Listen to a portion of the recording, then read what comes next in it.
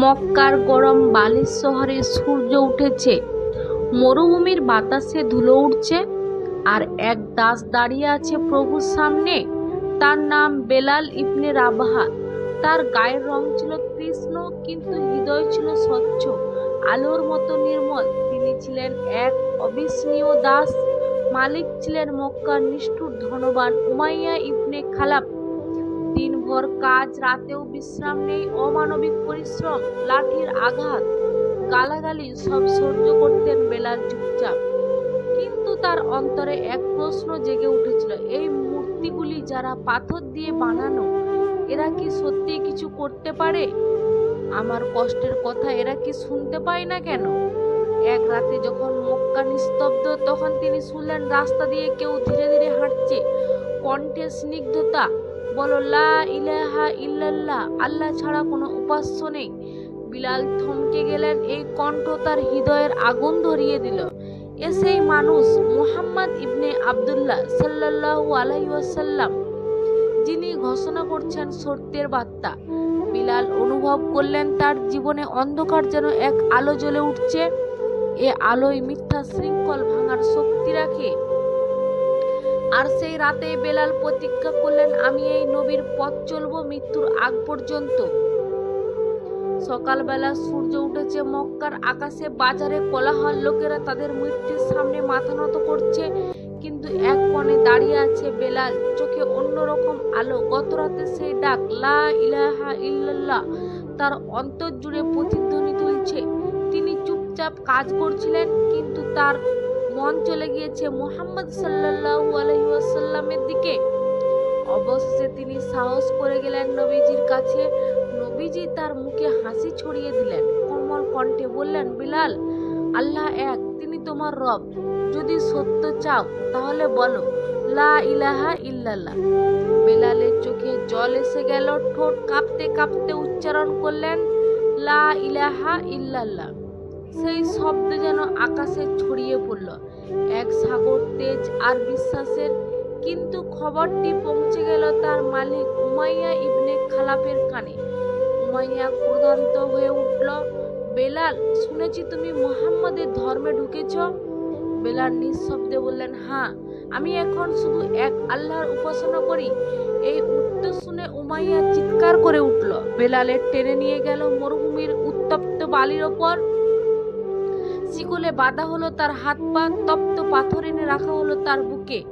তপ্ত সূর্যের নিচে বিলাল শুয়ে আছেন, শরীর পুড়ে যাচ্ছে, কিন্তু মুখে একটি মাত্র শব্দ, আহাদ আহাদ, অর্থ এক আল্লাহ, এক আল্লাহ। যতই আঘাত করা হোক, যতই যন্ত্রণা নিক, বেলাল একটি কথা বললেন, আহাদ আহাদ।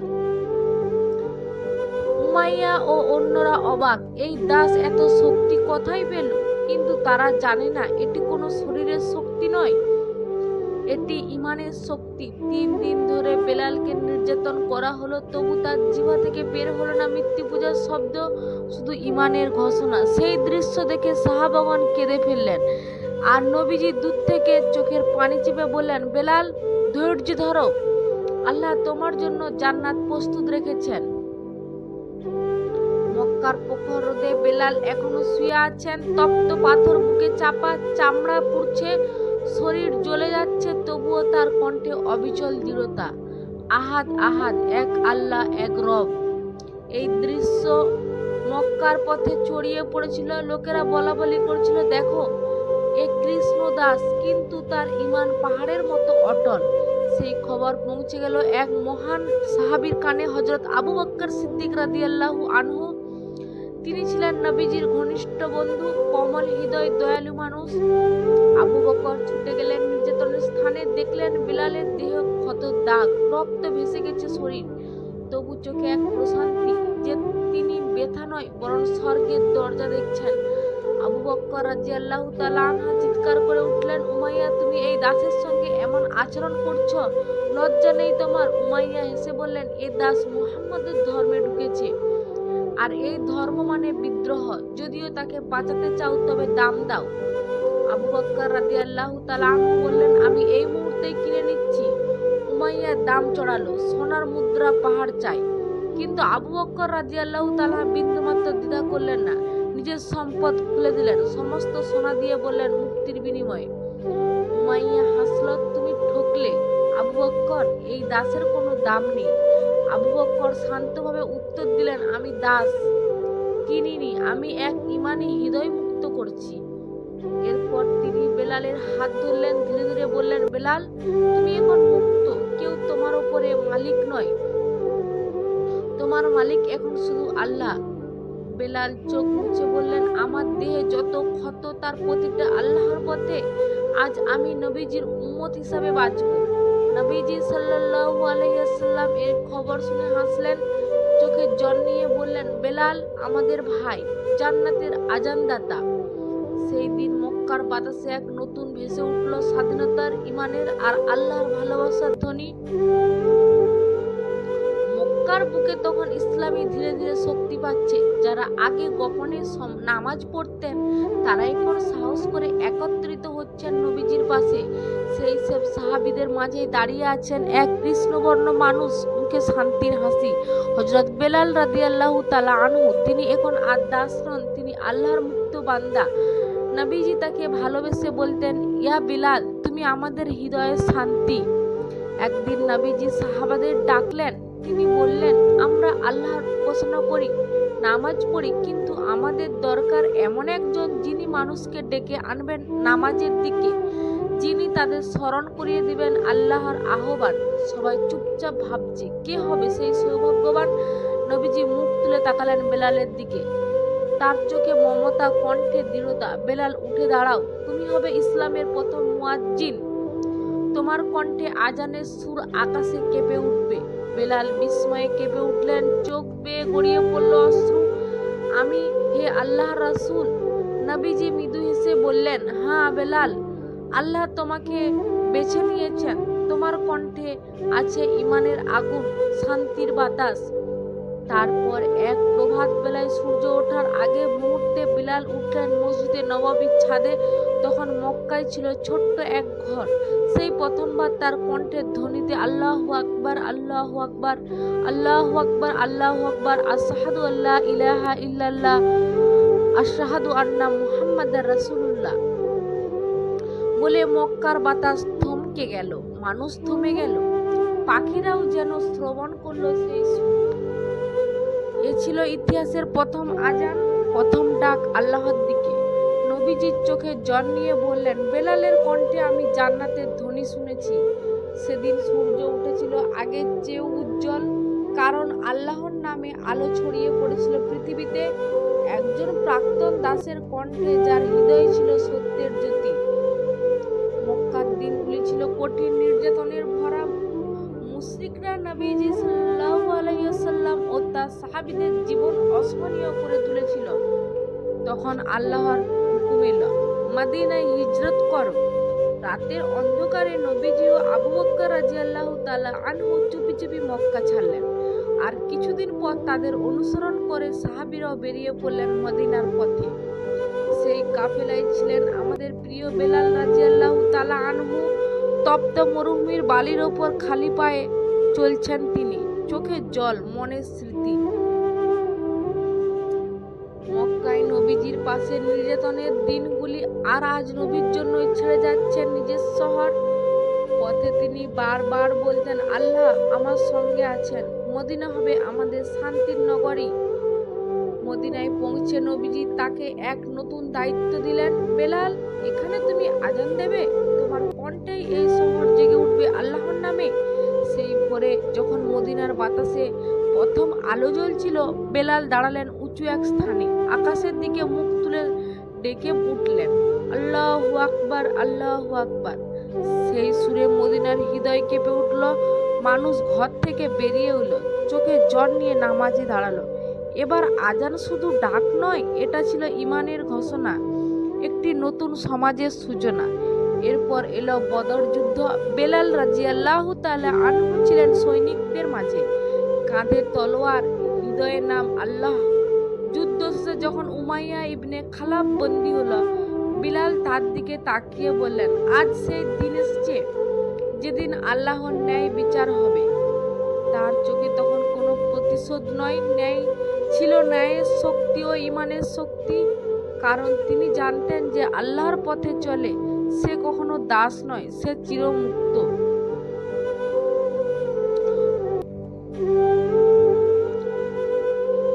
মদিনায় আকাশে যুদ্ধের মেঘ জমছে, ইসলামের শত্রুরা একের পর এক হামলা চালাচ্ছেন নবীজি সাল্লাল্লাহু আলাইহি সাল্লামের উম্মতের ওপর। কিন্তু নবীজি পাশে ছিলেন এক অন্যান্য সাহসী হৃদয়, বেলাল ইবনে রাবাহ রাদিয়াল্লাহু তাআলা আনহু।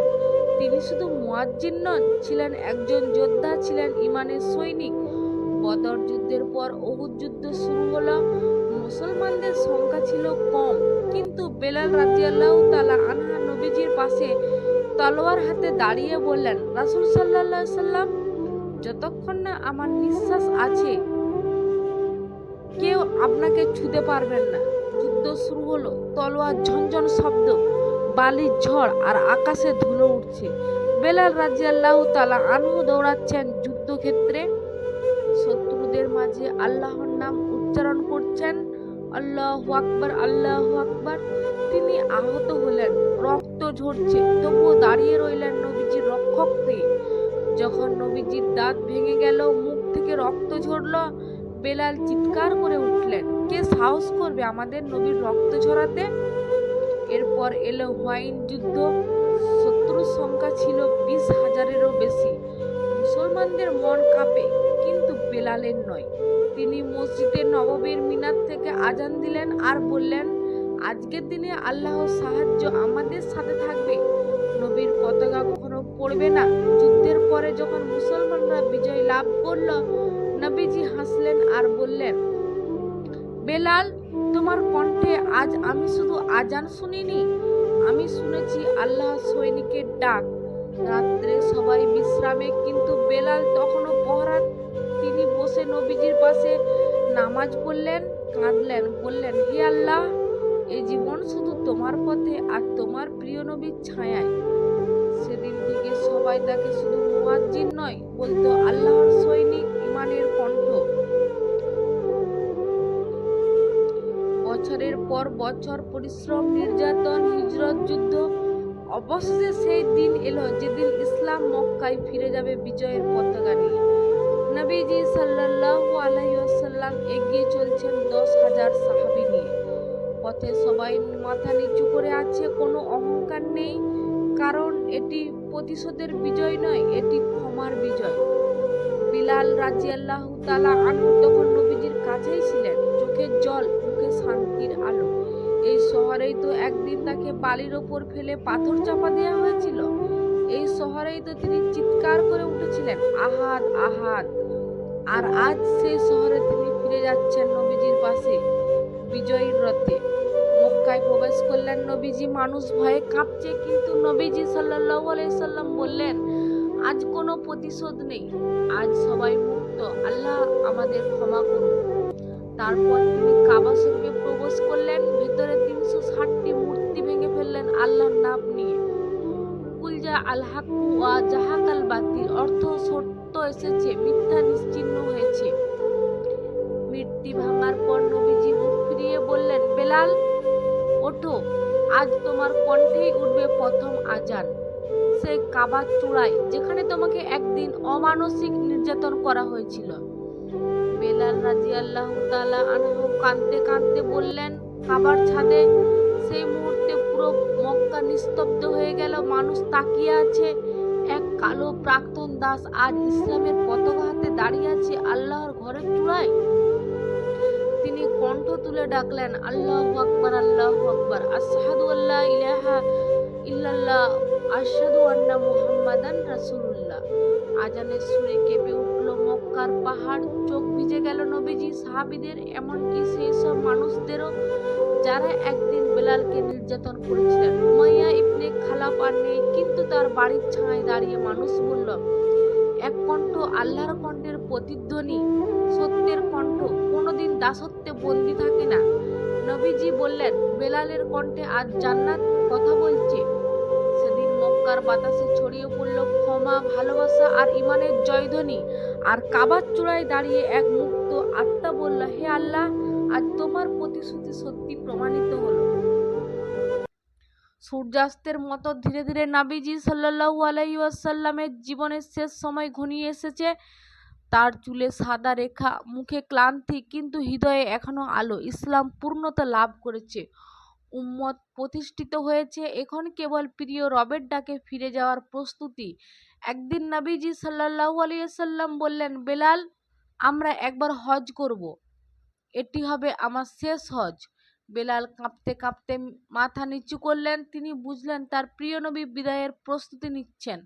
মক্কার ময়দানে লাখো মানুষ একত্রিত হয়েছে, সবাই নবীজিকে দেখছে, তার কথাগুলো মনে প্রাণে শুনছে। বেলাল নবীজির ঠিক পাশে, হাতে আজানের দায়িত্ব। যখন নবীজি বললেন, হে মানুষ, তোমাদের প্রভু একজন, তোমরা সবাই আদমের সন্তান, বেলালের চোখ ভিজে গেল। কারণ এই নবী তো তাকে দাসত্ব থেকে মুক্ত করেছিলেন, মানুষ হিসাবে মর্যাদা দিয়েছিলেন। হজের শেষে নবীজি তাকে বললেন, বেলাল, আজান দাও। তার কণ্ঠে আজানের সুর উঠল, আল্লাহু আকবার, আল্লাহু আকবার, আশহাদু আল্লা ইলাহা ইল্লাল্লাহ, আশহাদু আন্না মুহাম্মাদান রাসূলুল্লাহ। এই শব্দ শুনে নবীজির চোখে জল এলো। তিনি মৃদু হাসলেন, আর সাহাবীরা বললেন, আজকের আজান যেন আকাশের ফেরেশতারা শুনছে। সময় গড়ালো, নবীজি অসুস্থতা বাড়তে লাগলো। এক রাতে নবীজি খুবই দুর্বল হয়ে পড়লেন। বেলাল রাদিয়াল্লাহু তাআলা আনহু এসে বললেন, হে আল্লাহর রাসূল, ফজরের আজান দেব? নবীজি ধীরে বললেন, হ্যাঁ বেলাল, আজান দাও। কিন্তু আজ তোমার কণ্ঠে যেন মানুষ জানে এটাই তোমার প্রিয় নবীর জীবনের শেষ আজান। বেলাল উঠলেন, মসজিদে নবাবির ছাদে তিনি কণ্ঠ খুললেন, কিন্তু কাঁপছিলেন ভেতর থেকে। আল্লাহু আকবার। কণ্ঠ থেমে গেল, চোখ ভিজে গেল, শব্দ গলা থেকে বের হচ্ছিল না। তিনি আবার চেষ্টা করলেন, কেঁদে পড়লেন, আশহাদু আন্না মুহাম্মাদার রাসূলুল্লাহ। এই শব্দেই পুরো মদিনা কেঁপে উঠল। মানুষ জানল নবীজি ইন্তেকাল করছেন। সেদিন বেলালের আজান আর সুর নয়, ছিল কান্না, ভালোবাসা, বিদায়ের বেদনা।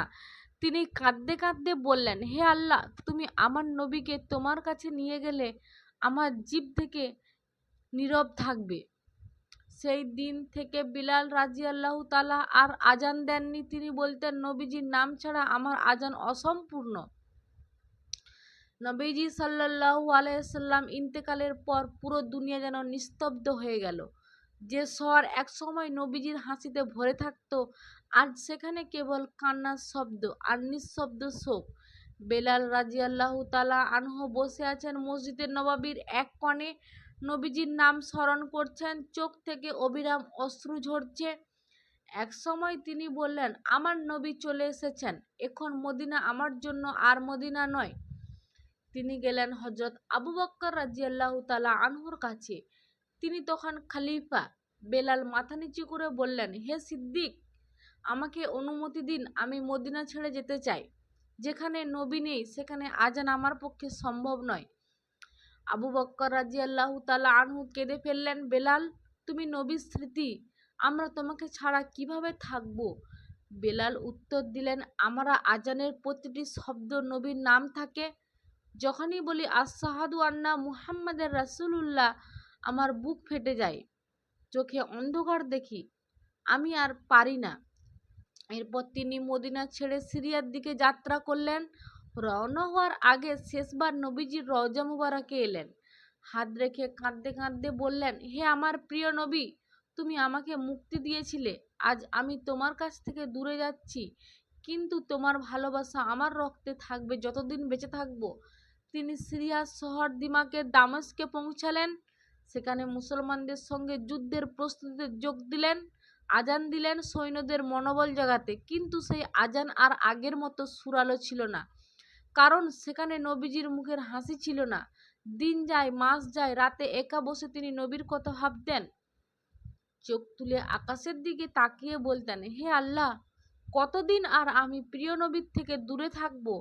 এক রাতে স্বপ্নে নবীজি সাল্লাল্লাহু আলাইহি ওয়াসাল্লাম আসলেন, হাসি মুখে বললেন, বেলাল, তোমার সঙ্গে আমার দেখা হবে শীঘ্রই।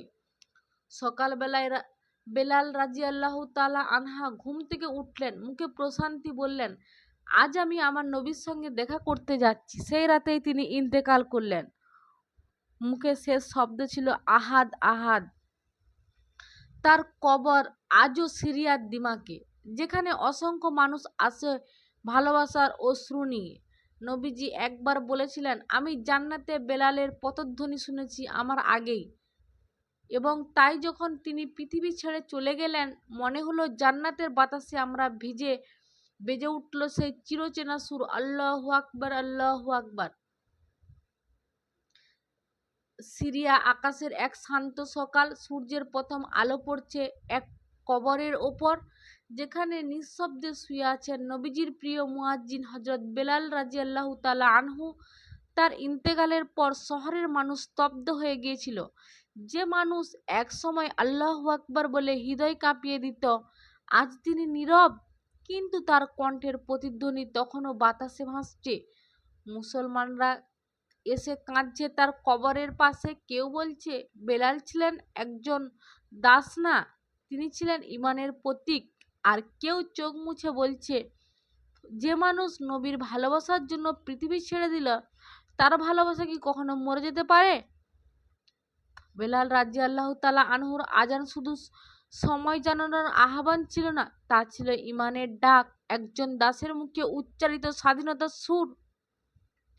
তিনি প্রমাণ করে গেছেন মানুষের মর্যাদার রং জাতি সম্পদে নয়, বরং তা হয় তাকওয়া ও ঈমানের শক্তিতে। তারপর থেকে পৃথিবীর প্রতিটি মসজিদে প্রতিটি আজানে তার নামের স্মৃতি বেঁচে আছে। যখন মুয়াজ্জিন বলে আশহাদু আন্না মুহাম্মাদার রাসূলুল্লাহ, তখন যেন আকাশে ভেসে ওঠে বেলালের সেই কণ্ঠস্বর, যা নবীজির চোখে অশ্রু এনে দিত আনন্দে। হযরত বেলাল নবীজিকে এতটাই ভালোবাসতেন যে তার মৃত্যুর পরেও তার হৃদয় মদিনা থেকে গিয়েছিল। তার চোখ বন্ধ হওয়ার মুহূর্তে তিনি ফিসফিস করে বলেছিলেন, ওহে নবীজির সঙ্গীরা, আমার নবী আমাকে ডাকছেন। এবং যেন আকাশ থেকে এক স্নিগ্ধ ডাক ভেসে এলো, আহাদ আহাদ। 1400 বছর পরও পৃথিবীর পূর্ব থেকে পশ্চিম পর্যন্ত যেখানে আজান ধ্বনি শোনা যায়, সেখানে কোথাও না কোথাও মানুষ মনে মনে বলে, এই আজানের সুর বেলালের উত্তরাধিকার। দাসত্ব থেকে মুক্তি, অন্ধকার থেকে আলোর পথে, অবহেলা থেকে মর্যাদার চূড়ায় হযরত বেলাল রাদিয়াল্লাহু তাআলা আনহু সেই প্রতীক, যিনি দেখিয়ে দিয়েছেন একজন সাধারণ মানুষ আল্লাহর পথে চললে অনন্ত উচ্চতায় পৌঁছাতে পারে। ইতিহাসের পাতা বলে, যে কণ্ঠ একদিন মক্কার বালিতে পড়েছিল শৃঙ্খলব্ধ, আজ সেই কণ্ঠ বিশ্বজুড়ে প্রতিধ্বনিতে আল্লাহু আকবার আল্লাহু আকবার। আর সেই প্রতিধ্বনি যেন আজও নবীজির হৃদয়ে পৌঁছে বলে, ইয়া রাসূলুল্লাহ সাল্লাল্লাহু আলাইহি ওয়াসাল্লাম, আপনার বেলাল কখনো থামেনি, সে আজও পৃথিবী জুড়ে আপনার দাওয়াত ছড়িয়ে যাচ্ছে। যে আল্লাহ ও রাসূলের পথে ধৈর্য ধরবে, তার নাম ইতিহাসের পাথরে নয়, মানুষের হৃদয়ে খোদিত থাকবে।